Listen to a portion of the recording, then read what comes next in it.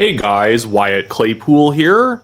Today I want to address where the current polls are at right now in Canada because there is a lot of people panicking on social media because the Liberals are not just surging, they are surging past the Conservatives in many of the polls.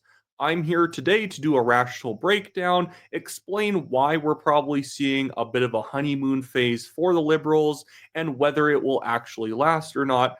Plus, I want to get to some of the categories of the polls that demonstrate that the Conservatives still have an edge and a very real ability not just to win a minority government, but a majority government. Even with all the surging the Liberals are currently doing right now, at best, they are getting a slim minority government, like barely outpacing the Conservatives. And if you've seen a lot of videos from me, you'll know that I don't really respect most of the pollsters, at least at this moment. I think they are subject to response biases. Trudeau's gone. Mark Carney has just been sworn in as prime minister. So there's this kind of halo effect right now around the Liberal government. Is it going to last? I don't really think so because it's too shallow. It's too frivolous to really leave a lasting impression on Canadians. Because can you really name anything that's truly happened since Trudeau stepped down and Mark Carney has stepped up? I guess they've sort of gotten rid of the carbon tax. I don't really want to argue with whether or not the carbon tax is truly gone or not.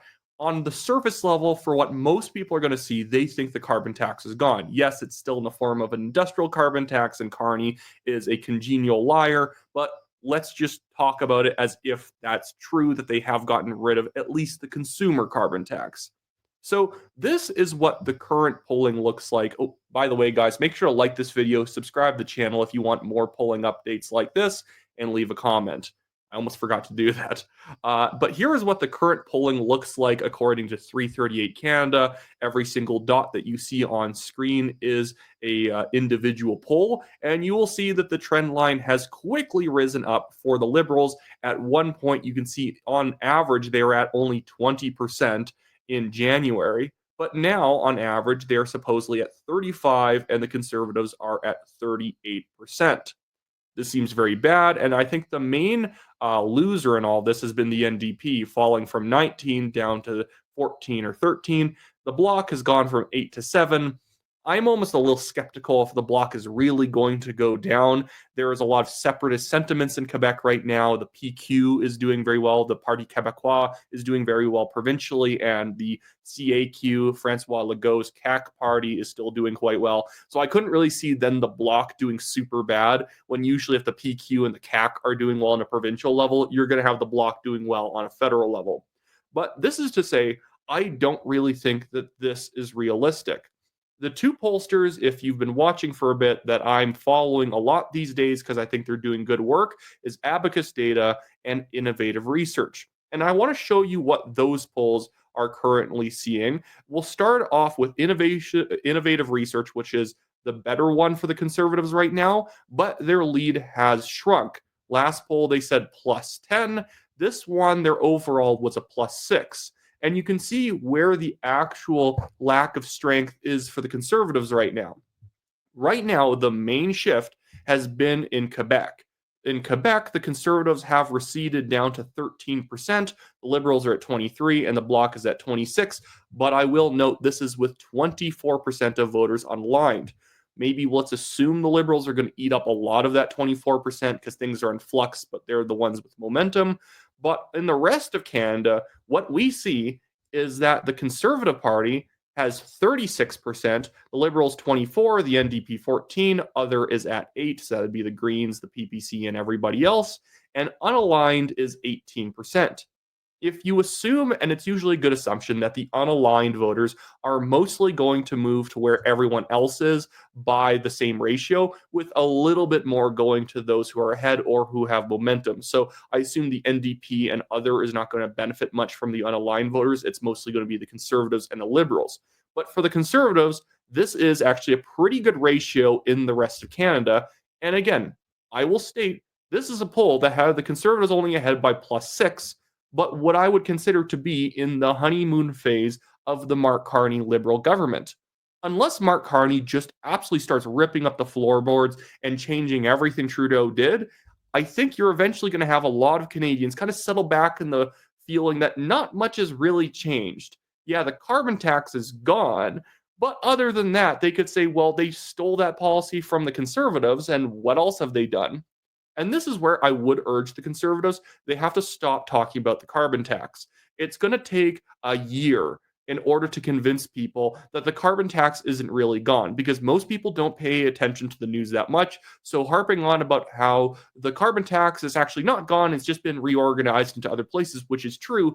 It just takes too long to convince people. What I think they should do is take the W, say, see, the liberals agree with us finally on the carbon tax, but that's just a little feeler they're putting out to see if they can get some people back. But they're not actually wanting to do real reform. And then the conservatives should run on a very, very hawkish reform agenda.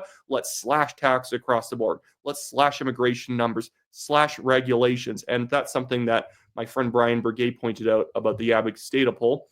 But I will be getting to that in a second. What I want to jump down to, and this is proving my point about currently being in a period of like a bit of a honeymoon for the liberals, is I want to get down to the leadership polling. I have to kind of zoom in a bit here, but you'll get my point. They've stopped polling Trudeau recently, which makes sense because he's now out of office. He's not even sitting as the MP for Papineau anymore.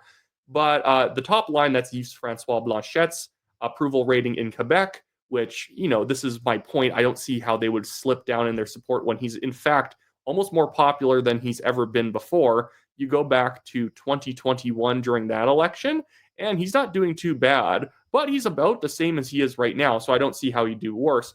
But look right down here. This is Mark Carney's line, that kind of pale red right there.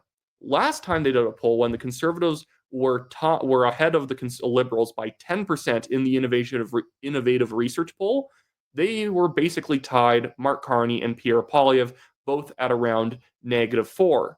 And now Pierre Poilievre has actually improved from -4 to -2, but you'll see Mark Carney jump from -4, -3, where there's a very minor difference between where they were at last week. Now he's at +11.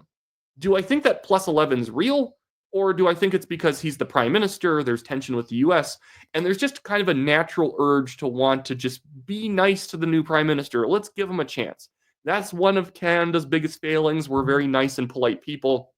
And so what we'll do is we will give people a chance, even if all evidence shows that we shouldn't be giving it to them. I'll put this into context.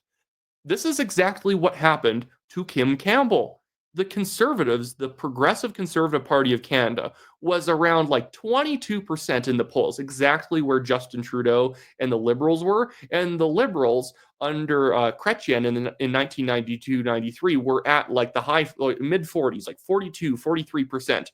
As soon as Kim Campbell took over for Brian Mulroney, the PCs shot back up. They even surpassed the Liberals for a while, who were very popular at the time, before cratering down and only getting, I think, 17, 15% of the vote in the 1993 election. Because as soon as someone new steps into office, there is a general idea that maybe we should give him a shot. They gave Kim Campbell a shot for a couple months, and then she cratered. I guarantee the same thing would have happened for Michael Ignatieff if he got to be prime minister for 4 months before the 2011 election. A lot of people would have thought, like, let's say the NDP and the Liberals and the Bloc get together and they put Ignatieff in as prime minister for 4 months. He would have had his approval rating shoot up because he's the prime minister. Let's give the man a chance. But that didn't really prove out because eventually who you are catches up to you. But now I want to move over to the Abacus data poll, because this poll, in fact, I think actually demonstrates the strengths that the Conservatives still have, even though this poll only shows the Conservatives 4 points ahead. Look, this is the trend line that we've been seeing since January. They've been doing it weekly, so the poll is kind of a little bit truncated here, where usually they only do it twice a month. But we have the Conservatives in the start of January at 47%.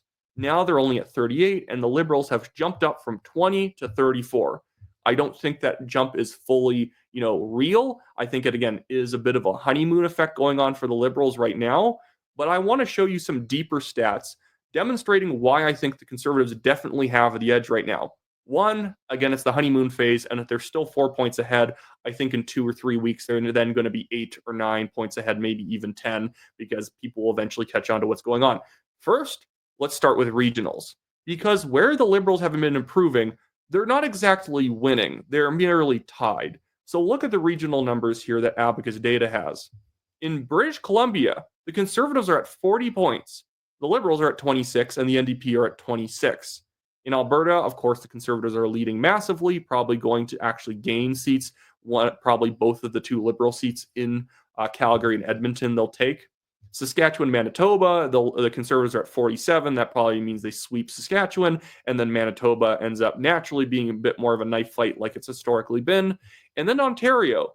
Ontario, the Liberals are effectively tied, 39 for the Conservatives, 38 for the Liberals, and 15 for the NDP. That's where they've mainly made gains. Their main gains, like in the Innovative Research poll, has been in Quebec. 37 Liberals, 21 Conservatives, and 30% Bloc Québécois.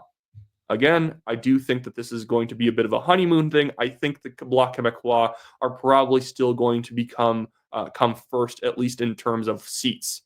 And then in Atlantic Canada, again, the Liberals have surged here, but it's 42% Liberal to 40% Conservative. You see, the problem here for the Liberals is that the provinces that they're doing well in, minus Quebec, although even then they're effectively tied with the Bloc Québécois. This has never been a great province for the Conservatives. Their good provinces are all ties, where the Conservatives' good provinces, they're massively ahead in Alberta, in Saskatchewan, Manitoba, and in British Columbia, and then they're holding it about steady everywhere else. Even now, this is not the Liberals winning more seats. This is the Liberals maybe potentially not losing as many seats as they normally would have in another election, because in 2021, they gained seats. This is still a much better performance for the Conservatives than they had in 2021, where they barely outpaced the Liberals on the popular vote, and then they came in behind them in the seat count. But now I want to move on to another demographic that I think paints the picture a little bit better with what's going on.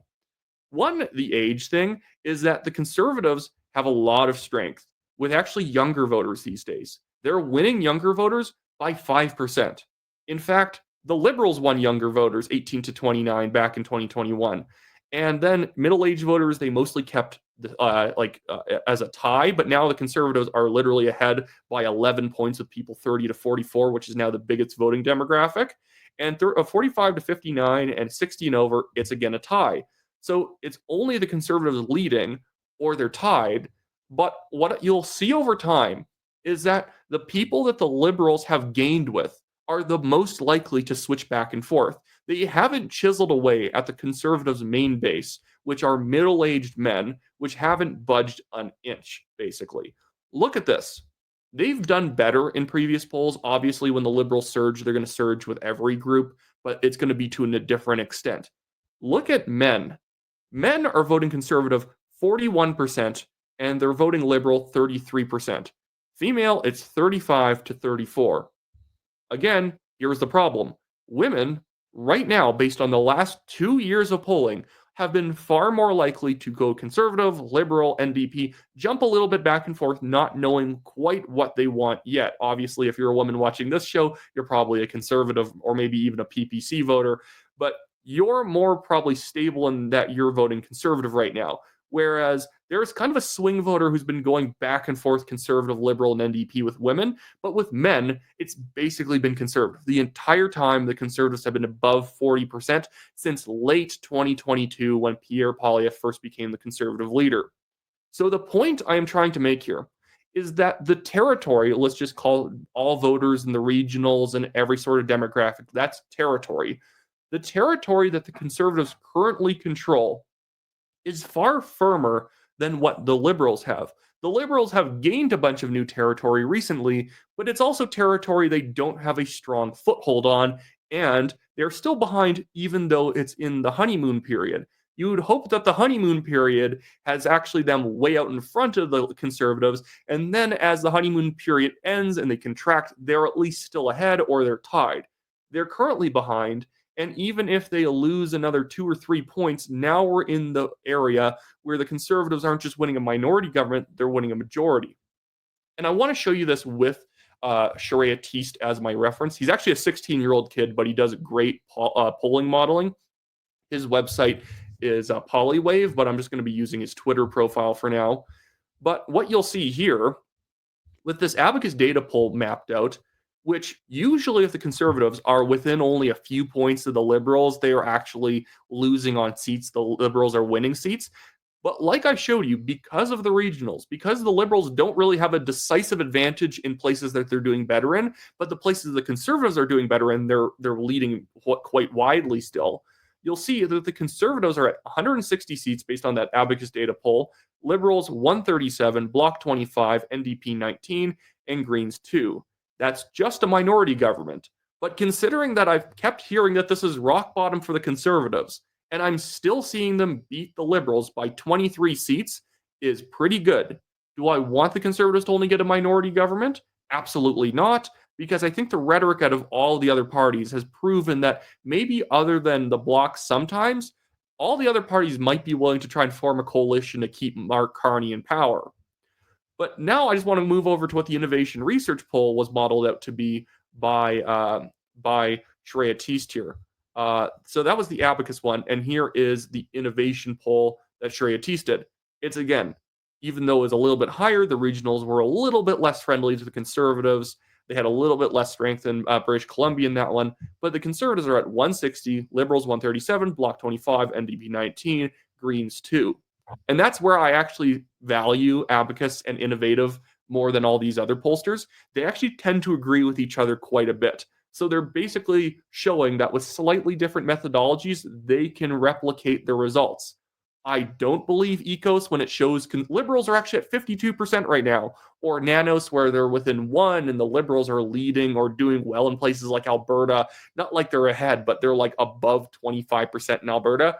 No way the liberals ever get above 25% in Alberta. It doesn't matter who the leader is. There is just a cultural disgust to the liberals in the West because it doesn't matter who's the leader.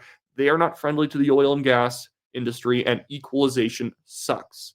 Anyways, I know Poilievre's not touching equalization, but that's just one of those things that he doesn't have the political bandwidth to really mess around with equalization now.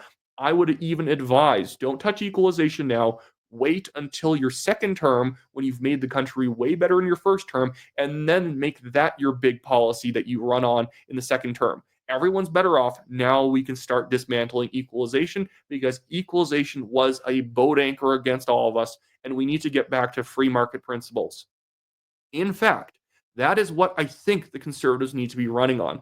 Principles is what they should be running on. That sounds vague, but what I mean is that Mark Carney is willing to try and take a couple conservative ideas here and there in order to buoy himself up in the polls. What the conservatives should say is, hey, great, the liberals finally agree with us. The carbon tax sucks. Yeah, they're probably going to try and continue the carbon tax in a slightly different form.